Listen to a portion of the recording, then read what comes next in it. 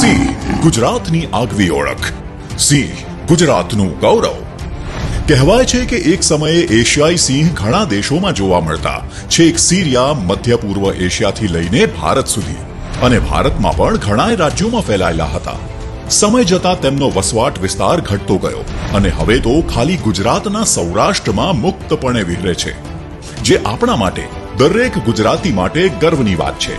તો ચાલો સાથે મળીને કરીએ એશિયાઈ સિંહોના સંરક્ષણના પ્રયાસો અને સાથે મળીને ઉજવીએ વિશ્વ સિંહ દિવસ 2024.